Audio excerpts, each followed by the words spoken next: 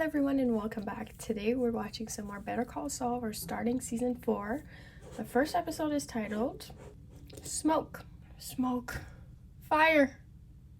Check. Let's go. Back to Cinnabon.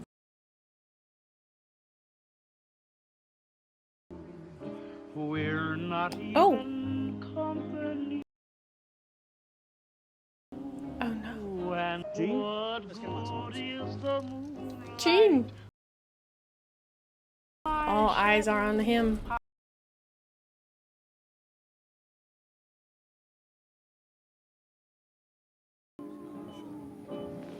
My shadow and me. Mr. Takovic, how you feeling? You scared me just now. Everything I can see here looks good. Your blood pressure's a little high, but that's understandable under the circumstances. Headline here is false alarm. Then what happened? Mr. Takovic? I'm so sorry. Would you mind? Could I have another look at your driver's license? For what? This computer keeps kicking us back. Can I have your social security number again? That's the Pacific Northwest, right? Okay, that's 531008714. Yeah, that's the one. That's really odd. I've never seen this before. Oh, wait. I typed the letter O instead of a 0. I can't believe how stupid. It's going through now. I'm so sorry. Give back his license. Have a good night. His license. You Oh, think hold on. your license? Don't forget this. Stay warm. You too. Whew. That was scary.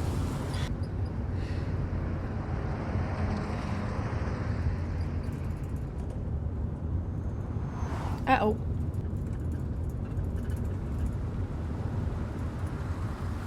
What are you looking at? That's random. What are you doing all the way out here?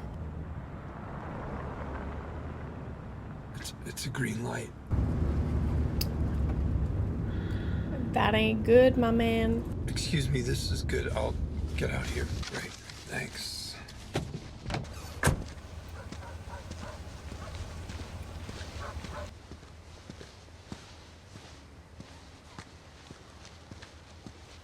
Calling the cops? Shit. Oh, snap.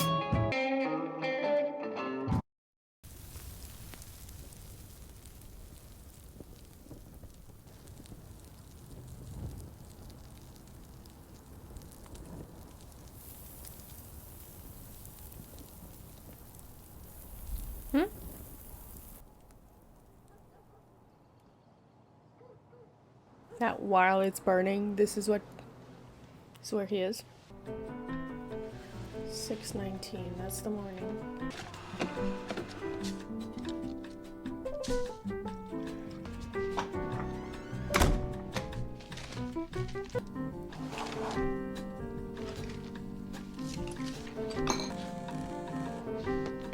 Oh crap. Oh, answer. Let it go. If it's important, they'll leave a message. Oh man. Kim, it's Howard. I'm trying to reach Jimmy. You would please let him know. I really need to talk to him. It's Chuck.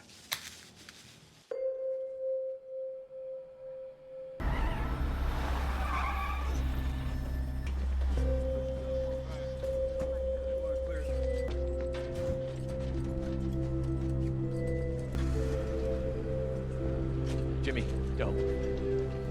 Corner. Oh my god, he's dead.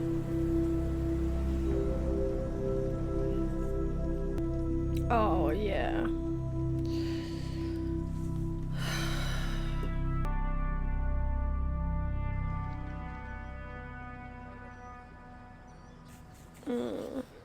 That sucks. He says it started in the living room. Somehow one of the lanterns was knocked over, and then The inspector says it was over fast, smoke inhalation, so he didn't suffer. Yeah, they're gonna say that. That would be such a horrible way to go. Did you see the backyard? His microwave, his stereo, his lights. The fireman didn't do that. He did that. I saw him 5 days ago. He was listening to jazz. All the lights worked. He was himself. Something must have happened. Something made him relapse. It was a combination of what happened with Howard I and think we should go home, their talk. Jimmy. Probably thinks it's an accident too, right? But he did that on purpose. Oh, hey, Mike. Sorry. Haven't seen him last episode. Hey, Carl. Hey, Mike. There you go. So it's it, huh? Looks that way. You take it easy. It was his last shift. You two having fun? 5 more minutes, please. 5. Their little project they worked on together. We're up the rest of the week if you want. Are you sure? What about your new job? I make my own hours. Really? Mm-hmm. Well, since you're offering. They're good. Thanks, Mike.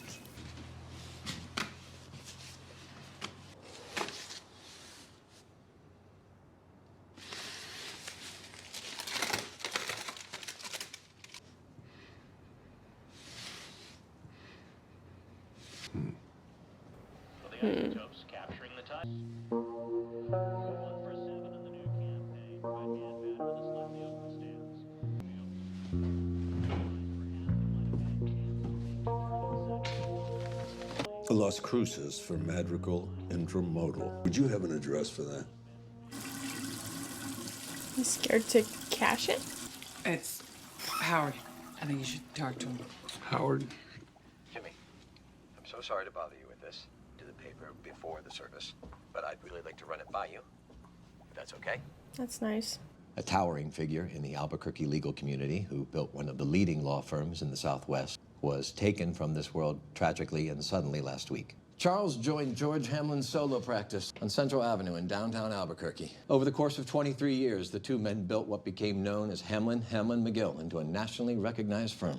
Charles made his mark in many areas of the law. Charles was also active in the community, championing education for the underserved. He was on the boards of many New Mexico charities and a founding member of the South. Younger brother, Jimmy McGill. That is what I have. It's me, Howard. Sounds good. He likes it. Howard, you should go ahead with it. Well, all right. Thank him for me.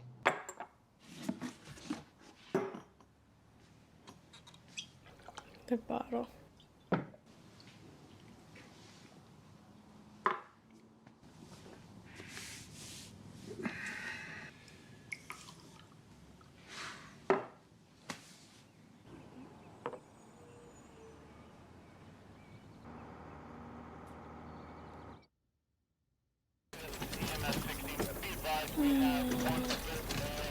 Does he have a history of cardiac issues?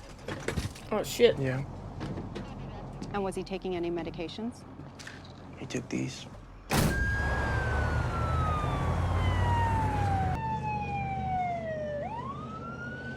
What have you done? Don Juan. Don Juan sí se acaba de ir.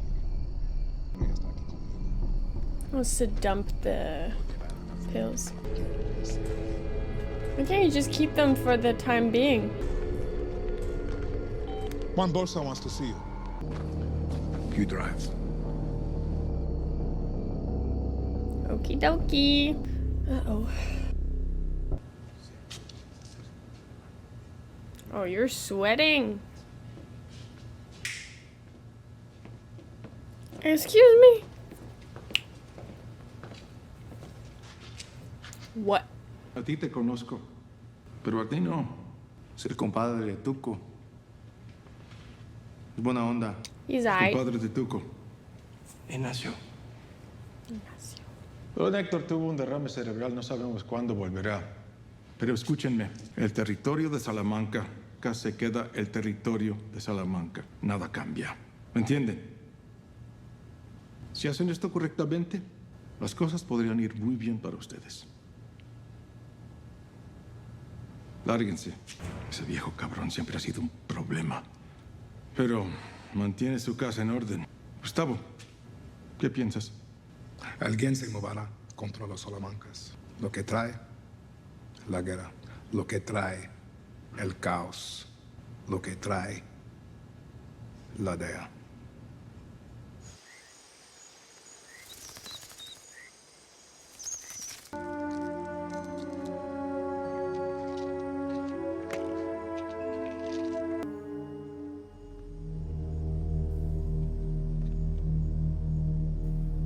Who's that?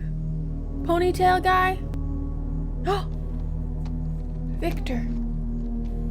You little snitch. They were tracking him. Right roll. What's up? It's busted again. The last time, so watch. And then... that's all there is to it. Okay. Thanks, Dad. Make sure Mom knows where you are.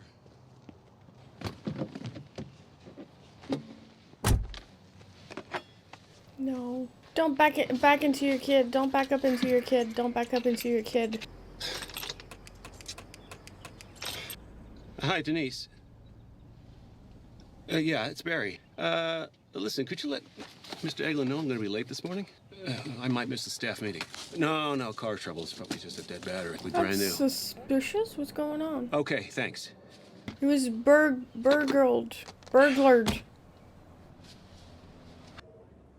Madrigal. Okay. Let's see. Lydia? Like what? Bruce had the speed.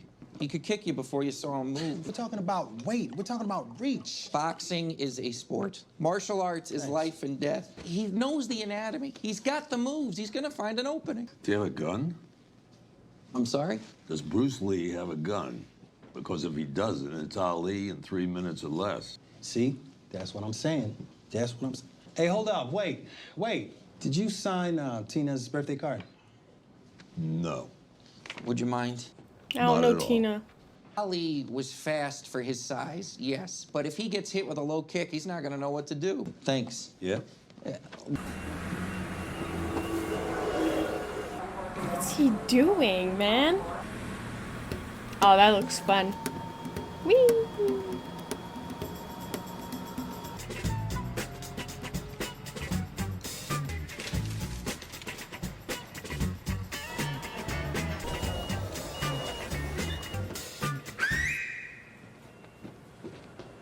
Ramirez, team leader. May I ask why none of you guys are wearing a lift belt? Oh, we don't usually... Stop what you're doing.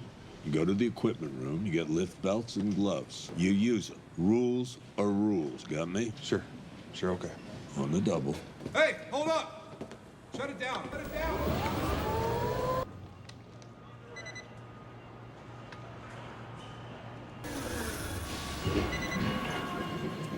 Excuse me. I think this belongs to you. God. Where did you find it?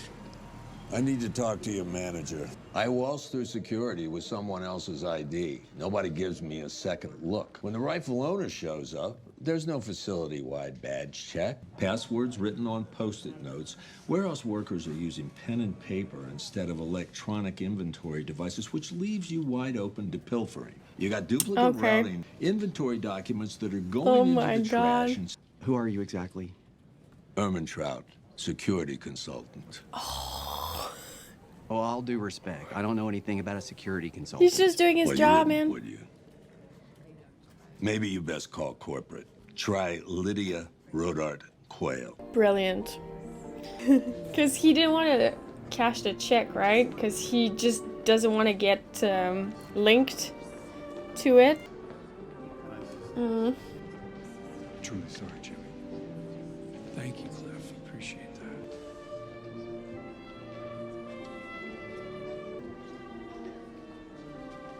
Oh, Rebecca. Howard.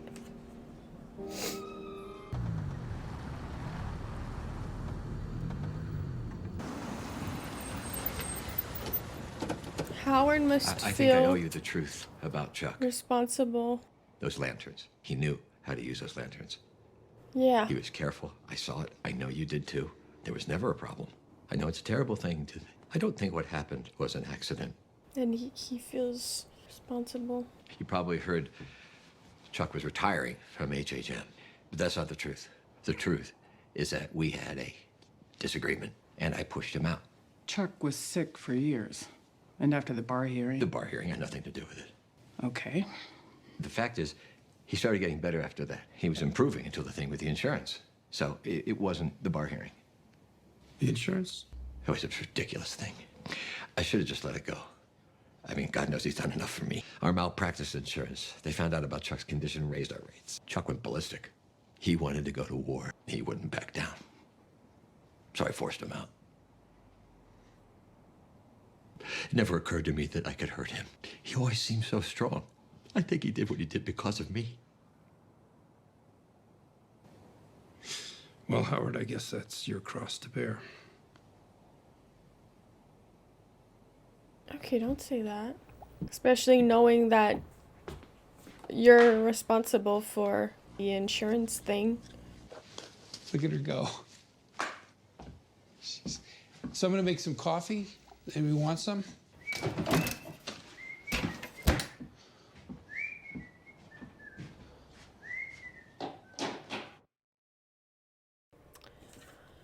Okay, weird. So I was just gonna mention too that Jimmy felt like he was in shock or just like not really believing. Well, not believing, but kind of felt surreal. So he wasn't really feeling the whole weight of it. He didn't cry, and I know that people process grief differently.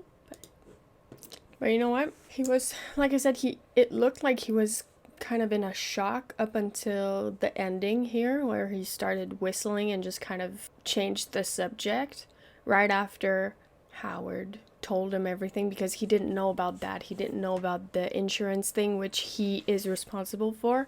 And back then I did say, like, was it a dick move? Yes. But at that time I wasn't very mad at it. I was just like, well, he's mad because now his license gonna be like super expensive, and just like felt like this is the only way he could hit him back, I guess, which is kind of immature, but could understand, you know? Obviously not knowing that it would kind of be this snowball of events that lead to this, but having Howard, because I guess that they would have heard about it sooner or later, right about the incident in the courtroom. I don't think it was like this secret that would have stayed buried forever. So yeah, it was a dick move, but it's also the truth. But now having Howard feel like he's responsible because of what happened after is, I don't know, I feel like it kind of gave Jimmy an out, because he seemed just as confused, because he was saying like something must have had him, you know, kind of his condition got worse again. So in a way, yeah, it's also what happened with Howard also contributed, but it all came from Jimmy telling the insurance people about it. And I guess that gave him an out of being like, well, Howard thinks he's responsible, so I guess that's his cross to bear. And also, can't forget about the fact that the last thing Chuck said to Jimmy was, I don't want to hurt your feelings, but you never really mattered all that much to me. So it's like, after all of this, after everything they've been through, it's like he wants to give Chuck the same energies, like, well, I didn't matter all that much, then like you don't matter to me either. In this moment, like when Chuck told Jimmy that, Jimmy was coming in peace, telling him that like, for what it's worth, I would do things differently, which is too little too late, granted, but he still came in peace. And Chuck could have just said like, okay, yeah, I understand, blah, blah, blah, bye. Doesn't mean that you have to be his best friend, but to say that was very mean. So after everything, Jimmy being kind of detached from, and I also think it's like a response of shock. He's just like, what the hell? And almost like being detached on purpose, which is not healthy at all, but it's what he's doing, it's the way he's dealing, because also he would feel terribly guilty. Like, even when Howard mentioned the insurance thing, since Jimmy didn't know the whole story, he didn't know that it came back. They were dealing with that situation, so you could see in his face, like, what about the insurance? Oh my god, it sucks, man. I didn't want Chuck to die. I was happy that he was making all of this progress. But I guess to him, because yes, the insurance thing sucks, right? But it wasn't the end for him. It's just, it was the end of what he wanted, but it wasn't the absolute end.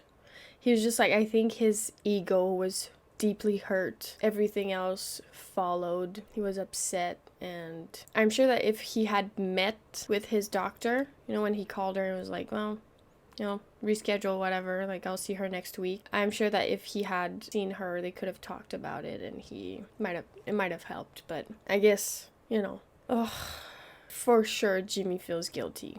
For sure he does. I just think he's avoiding it. He's avoiding feeling it by being detached and not caring. But actually, I think he cares deeply, and it might catch up with him later. Now, Nacho.